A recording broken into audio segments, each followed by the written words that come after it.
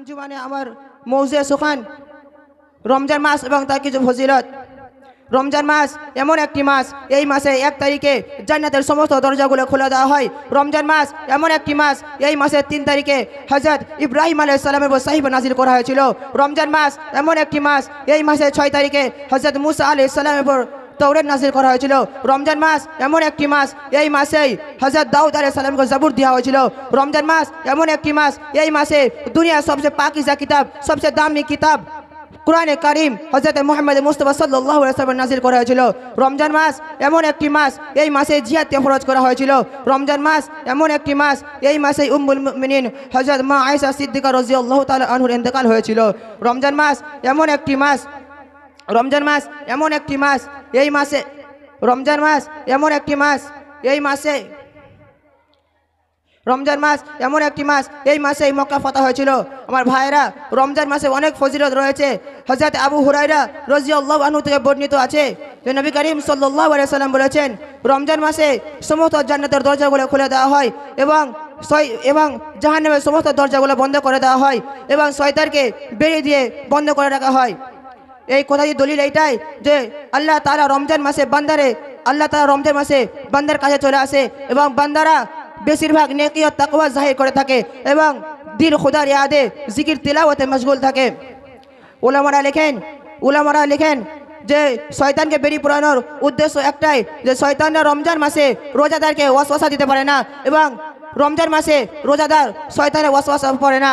এর এক জায়গায় হযরত আবু হুরায়রা রাদিয়াল্লাহু আনহু বর্ণিত করেন যে নবী করিম সাল্লাল্লাহু আলাইহি সাল্লাম বলেছেন, রমজান মাসে ইবনে আদম সন্তানের সমস্ত নেক কাজের আমলকে 10 গুণ থেকে 100 গুণ বাড়িয়ে দেওয়া হয়।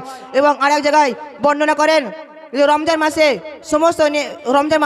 সমস্ত নফল ইবাদতের সওয়াবকে ফরজের সমতুল্য করে দেওয়া হয় এবং রমজান মাসেই সমস্ত ফরজ ইবাদতের সওয়াবকে 10 গুণ থেকে 100 গুণ বাড়িয়ে দেওয়া হয়। আমার ভাইরা, নামাজ এমন একটি ইবাদত যাকে দিনের সুতুন বলা হয়েছিল, যাকে দিনের সুতুন বলা হয়, যেটাকে আল্লাহ তাআলা স্বয়ং তার হাবিবকে, তার মাহবুব বান্দাকে তার কাছে মেরাজে ডেকে তাকে উপহার দিয়েছিল। যাকাত এমন একটি ইবাদত যেটাকে আজর সবাব কোনো ইবাদত দিতাম না। হজ এমন একটি ইবাদত যেটাকে আদা করার পরে মানুষ গুনাহ থেকে ধুয়ে মুছে সাফ হয়ে যায়।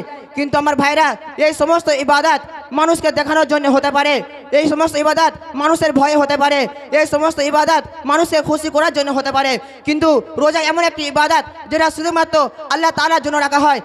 এখন আমি বলতে চাই যে রোজা কেন আল্লাহর জন্য রাখা হয়, এর মানে এইটাই, এই কথার দলিল একটাই যে রমজান মাসে যখন আমরা পিপাসায় কাতর হয়ে পড়ি, আমাদের সামনে পানি থাকে, তখন আমরা পানি পান করি না। যখন আমাদের ক্ষুধা লাগে, আমাদের সামনে সুস্বাদু খাবার থাকে, কিন্তু তবুও আমরা সেই খাবার খাই না, শুধুমাত্র আল্লাহ তাআলার ভয়ে। এবং একটি আল্লাহ তাআলা বলেন যে রোজা আমার জন্য এবং আমি নিজেই তার বদলা নেব। সমস্ত নেক কাজের আমল, সমস্ত নেক কাজের স্বভাব ফেরেশতারা নিজেই লেখেন। কিন্তু রোজা এমন একটি ইবাদত যেটা শুধু বান্দা আর আল্লাহর মধ্যে হক আছে, বান্দা আল্লাহর মধ্যে আছে। আল্লাহ হাদিসে কুদসি আছে যে আস-সাওমু লি ওয়া আনা উজজা বিহি, রোজা আমার জন্য এবং আমি নিজেই তার বদলা দেব।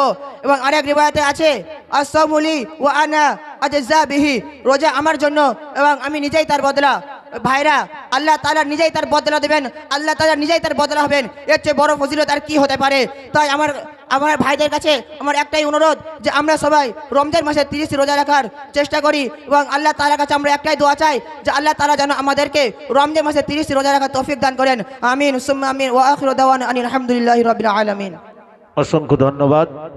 এখন মঞ্চে ডেকে নেব এবারের প্রতিযোগী শামীম পাঁশকুড়া।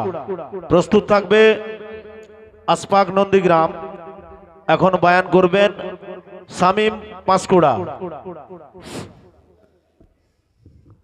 আলহামদুলিল্লাহি রাব্বিল আলামিন হামদাশ শাকিরিন والصلاة والسلام على النبي الكريم والرسول الشهير والشفيع المشفق وعلى آله وأصحابه أجمعين. أما بعد، فأعوذ بالله من الشيطان الرجيم. بسم الله الرحمن الرحيم. هو الذي أرسل رسوله بالهدى ودين الحق ليظهره على الدين كله ولو كره المشركون.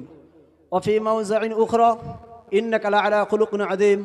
وقال النبي صلى الله عليه وسلم إنما بعثت معلما أو كما قال عليه الصلاة والسلام.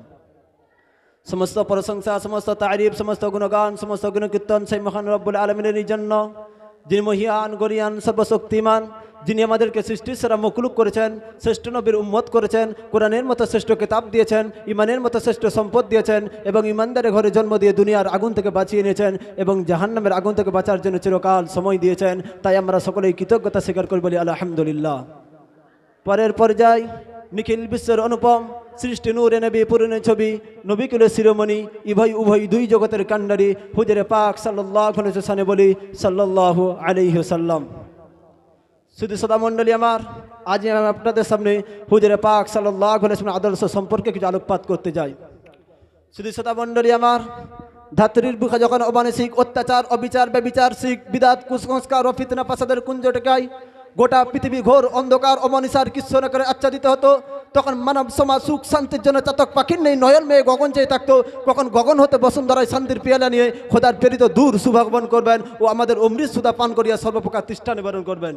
ঠিক সেই সময় সর্বসাধারণ জনগোষ্ঠীর কল্যাণার্থে যুগোপযোগী নিত্য নতুন নবীগণকে ধরার বুকে প্রেরিত করতেন এবং সেই সমস্ত নবীগণ খোদার নিকটতে আগত অমৃত সুধা পান করিয়া হারিয়ে যাওয়া সুখ শান্তির স্বর্ণ পেয়ালা মানব সমাজকে উপহার দিয়ে ইহলোক ত্যাগ করতেন।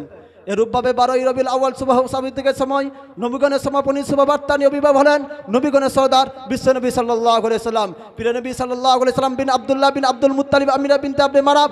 এমনি ওই যুগে বিবাহ হলেন যে যুগের মানুষ ছিল সিংহের চাইতে হিংস্র, অজগরের চাইতে বিষাক্ত, শিয়ালের চাইতে দ্রুত, কুকুরের চাইতে লোভী, শুকুরের চাইতে নিকৃষ্ট, যেখানে বাদল ধরা বই না, মানুষকে করত না, নারী জাতির ছিল না করে মর্যাদা, ফুলের নাই ফুটফুটে নয় নেনমণি কলিজার টুকরাকে জীবিত দাপন করতো ঘোর অন্ধকার করবে। যে যুগের কথা স্মরণ পড়লে নয়ন দিয়ে গড়িয়ে পড়ে অস্ত্রের ঝর্ণা দ্বারা পাষাণ হৃদয় দুকড়ে কেঁদে উঠে বক্কা পিঞ্জরে হাহাকার প্যারাবন হয়, সে কি অমানসিক অত্যাচার, মোট কথা সর্বপ্রকার পাপ কালিমার কিচ্ছনেকারে আচ্ছাদিত হয়েছিল গোটা পৃথিবী। ঠিক সেই সময় অশান্তির বার্তা দূর করতে নিপীড়িত, নির্যাতিত, লাঞ্ছিত, বঞ্চিত, অপমানিত, পদ্দলিত দুর্বল মানুষের অভিভাবক ও ভ্রান্তা প্রতীকের পথে দিশার হয়ে কুসংস্কার ও বদ্দিনী দূর করতে আবির্ভাব হলেন নবীগণের সর্দার বিশ্বনবী সাল্লাল্লাহু আলাইহি সাল্লাম। সুতরাং পিতানবী সাল্লাল্লাহু আলাইহি সাল্লাম 63 বছর জীবদ্দশে যে অনুপম অপূর্ব মনোরম আদর্শ থিওরি মানব সমাজকে উপহার দিলেন তা হিন্দু, মুসলিম, খ্রিস্টান, জৈন, শিখ, পারসি, শিশু, যুবক, রাখাল, কৃষক, শত্রু, মিত্র, ধনী, গরিব, জ্ঞানী, মূর্খ, ফকের, দরবেশ, যোদ্ধা, সেনাপতি, শিক্ষক, ছাত্র, শ্রমিক, মালিক, মোট কথা সর্বকালের সর্বযুগের সর্বশ্রেণী মানুষের জন্য প্রযোজ্য। যে আদর্শের কথা পাওয়া যায়নি রাশিয়ার নির্মাস আদর্শ থেকে, লেনিনের মতাদর্শ থেকে, চীনের কনফুসিয়াসের করিকানমা থেকে, গৌতম বুদ্ধের জীবনী থেকে, শ্রীরামকৃষ্ণ স্বামী বিবেকানন্দের শিক্ষা থেকে সবার মতাদর্শ গ্রন্থ নিক্ষিপ্ত হয়েছে ইতিহাসের রাস্তা করে, কিন্তু পীরে নবী সাল্লাল্লাহু আলাইহি ওয়াসাল্লাম মতাদর্শ স্থান পেয়েছে শাহী দরবারের রাজ সিংহাসনে। মানব সমাজ মুক্ত পুতিনের গীতে রাখা হৃদয়ের গভীর স্থলে সাজের আকাশে সুখ তারাই নাই জল করে দেয় দিশা দেয় মানব সম্প্রদায়কে। তাই তো মানব সমাজ আজ সারা বিশ্বে এক বাক্যে চিৎকার করে বেড়াচ্ছেন, আইলাম মোহাম্মদ, আইলাম মোহাম্মদ, আইলাম মোহাম্মদ। তাই আসুন সেই অপূর্ব আদর্শের দিকে দৃষ্টি নিক্ষেপ করি। প্রিয় শ্রোতা মণ্ডলী আমার, প্রিয় নবী সাল্লাল্লাহু আলাইহি ওয়াসাল্লাম আদর্শ সংক্রান্ত স্বয়ং শ্রেষ্ঠ গ্রন্থরাজে বর্ণনা করেন, ইন্নাকা লাআলা খুলুকিন আযীম, অর্থাৎ নিশ্চয়ই আপনার আদর্শ সর্বশ্রেষ্ঠ, যার নির্দেশন পরিস্ফুটিত হয় শৈশবকালে, সমাতার কালে, কারণ কবুদান স্তন ব্যতীত রক্তামা কোমল অষ্ট স্পর্শ করেন আপন সোনার জবানে, অবৈধ কমে পদক্ষেপ নেয়নি কঠিন কালে, কারণ সত্যতা ছিল তার পেশা, আমানতদারি ছিল তার নেশা, সত্যবাদিতা ছিল সরকি, পূর্ণতা ছিল তার কামনা, সাধনা ছিল তার প্রিয়, সহানুভূতি ছিল উদ্গ্রীব, দান ছিল তার অভ্যস্ততা, গর্বেন ছিলেন দাতা, ধনীর ছিলেন মাতা, এতিমে ছিলেন পিতা, দুঃখের ছিলেন সহায়ক, সুখের ছিলেন আশা, অসহায় ছিলেন ভরসা, সত্যের ছিলেন নমুনা, পাপের ছিলেন দিশারি, মিথ্যা ছিল শত্রু, অসৎ ছিল বিতর্কা, কথাবার্তা ছিল তার নর্ম ভদ্রতাই ভালো মুক্তমালা, ভাষা ছিল তার মিষ্টি, ওটা বসা খাওয়া দাওয়া চলাফেরা ছিল তার আদর্শিক, লেনদেন ছিল ঝর্ণার চেয়ে পরিষ্কার, বিচার আচার ছিল তার ন্যায় ও ইনসাফপূর্ণ, রাষ্ট্রনীতি ছিল কল্যাণপূর্ণ, জীবন ছিল ঝর্ণার চেয়ে নির্মল স্বচ্ছ, সূর্যের চেয়ে উজ্জ্বল, পুষ্পের চেয়ে মনোহর, মোট কথা সর্বে গুণে গুণান্বিত। তবেই তো শত্রুরা এক বাক্যে স্বীকার করে বলেছিলেন যে হযরত মুহাম্মদ সাল্লাল্লাহু আলাইহি ওয়াসাল্লাম জনপ্রিয় নেতা, উপাধি দিয়েছিলেন আমানতদারি সত্যবাদী। তিনি এমন এক নবী যার উপলব্ধি করে বিখ্যাত ফরাসি লেখক আলপেন্ডিলার স্যার উইলিয়াম মুরের বিখ্যাত একটি মন্তব্যকে সমর্থন করে বলেছিলেন যে মানবীয় মহত্ব মাপের যতগুলো মাপ পাঠিয়েছে সেগুলির মধ্যে হইতে যদি কোনো টির মাধ্যমে যদি মুহাম্মদ রাসূলুল্লাহ সাল্লাল্লাহু আলাইহি ওয়াসাল্লাম মাপা হয়, তাহলে কোনো যুগের কোনো মানুষ তার চাইতে শ্রেষ্ঠত্ব মহত্ব বলে প্রমাণিত হবে না। তিনি এমন এক নবী যার মাধ্যমে আল্লাহ পাক নবুয়তের দরজাকে চিররুদ্ধ করে দিয়েছিলেন। তিনি এমন এক ছাত্র যিনি আল্লাহর কেতাবকে কেবল আত্মস্থ করেননি, বরং জীবনে এমনভাবে বাস্তবায়িত করেছিলেন যে স্বয়ং আল্লাহর কেতাব তার চরিত্র হিসেবে আখ্যায়িত হয়েছিলেন। তিনি এমন এক শিক্ষক যিনি তার প্রতিটি ছাত্রকে কিয়ামত পর্যন্ত আগমনকারী অনুসরণীয় রূপে গড়ে তুলেছিলেন। তিনি এমন এক বিচক্ষণ রাজনীতিবিদ ছিলেন যার রাজনৈতিক চিন্তাধারায় প্রভাবিত হয়ে জর্জ বার্নার্ড শয়ের মতো ব্যক্তিত্ব বলতেছিলেন যে পৃথিবীর মানুষ যদি শান্তি শৃঙ্খলা ফিরিয়ে আনতে চায় তাহলে বিশ্বের শাসন ক্ষমতাকে মুহাম্মদ রাসূলুল্লাহ সাল্লাল্লাহু আলাইহি ওয়াসাল্লামের হাতে ছেড়ে দিতে হবে। বিচারের দিক দিন তুলেছেন ছজন প্রতিবাহু উদ্দে। তিনি এমন একজন দুর্দর্শী চিন্তাবিদ ছিলেন যিনি কিয়ামত পর্যন্ত আগমনকারী সমস্যা কাতর প্রতিটি মানুষের সর্বপ্রকার সমস্যা সুষ্ঠু সমাধান নিয়ে সর্বদা চিন্তায় বিভোর থাকতেন। তার জীবনে সবচাইতে ব্যাপক ও বিস্তৃত উজ্জ্বলতম অধ্যায় হলো নিজের মুখ নিশ্চিত বাণী ও নিজের পরিচালিত রীতি নীতি নিজের জীবনে বাস্তবায়িত করা। প্রিয় নবী সাল্লাল্লাহু আলাইহি ওয়াসাল্লাম আদর্শমণ্ডিত জীবনের বিষয়কার একটি দিক হলো তার জীবনে একই সময় এতগুলো পরস্পর বিরোধী বিচিত্র গুণের সমাবেশ দেখা যায় যা ইতিহাসে কখনো একই ব্যক্তির মধ্যে একত্রিত হয়েও দেখা যায় না। তাই তো তিনি এক হয়েও অগণিত মানুষের জন্য আদর্শ। তিনি এমন এক বাদশা যে একটি দেশ পুরোপুরি তার কর্তাধীন, আবার এমন অসহায় যে নিজের উপর নিজের অধিকার আছে বলে বিশ্বাস করে না। তিনি এমন এক ধনী যে অর্থ সম্পদ বহন করে উঠার পর উঠ তার রাজনীতিতে প্রবেশ করেছে, আবার এমন দরিদ্র যে মাসের পর মাস তার চুলে আগুন জ্বলে না। তিনি এমন এক সেনানায়ক যে মুষ্টিপাই নিরস্ত প্রায় সেনা দল নিয়ে যুদ্ধাস্ত্রে সুসজ্জিত হাজার হাজার সৈন্য দলের বিরুদ্ধে সাফল্যজনক লড়াই লড়েছেন। আবার অন্যদিকে এমন শান্তিপ্রিয় যে হাজার হাজার প্রেরণোৎসর্গকারী সাথীর উপস্থিতিতে নির্বিবাদে সন্ধি করে স্বাক্ষর করেছেন। তিনি এমন এক সাহসী বীর যে হাজার হাজার লোকের বিরুদ্ধে একাকী দণ্ডায়মান হন। আবার এমন কোমল হৃদয় যে সহস্তে মানুষের এক বিন্দুও রক্তও প্রবাহিত করেননি। মানুষের সঙ্গে সম্পর্ক এত গভীর যে দরিদ্র অভাবগ্রস্ত মুসলমানদের জন্য চিন্তিত, মানব জাতির জন্য উদ্বিগ্ন, আবার নিরাসক্তি এত প্রবল যে আল্লাহ ছাড়া সবাইকে ভুলে যান। একই সময় তাকে ধারালো অস্ত্রধারী এবং রাত্রি জাগরণকারী উপাসকের মূর্তিতে দেখা যায়। যেদিন আরবের বিভিন্ন এলাকা থেকে ধন দৌলত এসে তার মসজিদে উঠানে স্তূপিত হচ্ছিল, ঠিক সেই দিন দেখা যায় তার গিরি অনাহারের পালা চলেছে। যে যুগে যুদ্ধবন্দীদেরকে দাস দাস রূপে মুসলমানদের ঘরে ঘরে পাঠানো হচ্ছিল, ঠিক সেই যুগে তার কলিজার টুকরা ফাতেমা জাতা পিছতে পিছতে মোশক ভরতে ভরতে হাত ও বুকে ফসকাও দাগ পড়েছিল। যে মুহূর্তে আমরা তাকে প্রবল পরাক্রমশালী বাদশার উপর দেখতে পাই, ঠিক সেই মুহূর্তে হয়তো একজন কৃতদাসের ডাকে সাড়া দিয়ে তাকে বলতে শুনি, দেখো মদিনার যে গলিতে তুমি আহ্বান করবে সেখানে দাঁড়িয়ে আমি তোমার কথা শুনবো। এই বাহিক্য শান শৌকতের অমলাতে এহেনে নম্রতা কোমলতা উদারতা নজিরবিহীন জনাবে মুহাম্মদ রাসূলুল্লাহ সাল্লাল্লাহু আলাইহি ওয়াসাল্লাম সম্পর্কে মহান আল্লাহর ঘোষণা, লাকাদ কানা লাকুম ফি রাসূলিল্লাহি উসওয়াতুন হাসানা। একথা আপনারা খুব ভালো করে জানেন যে দুনিয়ার বিরাট প্রতিষ্ঠালী ব্যক্তিও তার নিজের ঘরে সাধারণ মানুষই থাকে। তাই তো কবির ভাষায় বলেন, no man is hero to his valet, no man is hero to his valet. অর্থাৎ কোনো ব্যক্তি তার নিজের ঘরে হিরো হতে পারে না বাসওয়াত স্মিথের মতো।